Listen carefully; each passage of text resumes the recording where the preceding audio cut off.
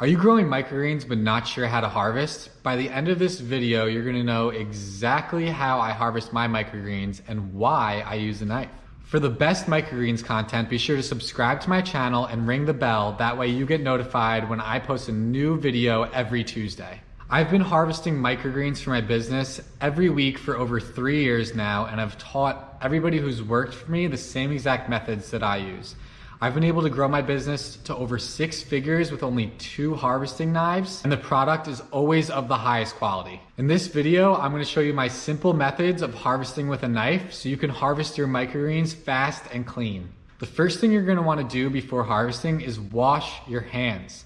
Sanitation is super important and should be taken seriously, especially if you're running a business and growing these microgreens for other people or your clients. The next thing you're gonna wanna do is prepare your workstation. So you're gonna have your tray of microgreens that you've successfully grown. You're gonna have something that you're harvesting the microgreens into. So that could be a container that's sitting on a scale if you're weighing out product for your customers, or if you're at home, it might just be a simple bowl.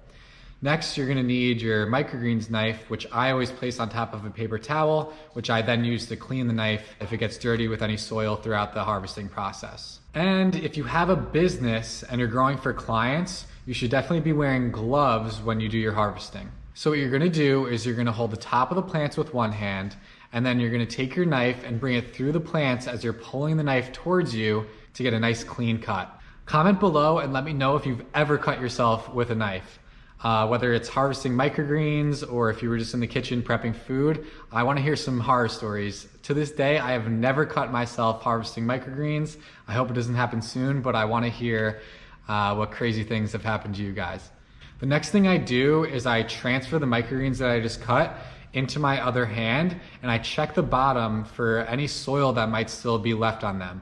If you accidentally pull the microgreens out without actually cutting them, they're still gonna have soil on the bottom, and you don't wanna package that because then you'll have a dirty product. Once I've confirmed that the handful of microgreens I just harvested is nice and clean, I'm just gonna put them right into the container and slap a lid on it, and that's it. Now you know how to harvest your microgreens fast and clean with a knife.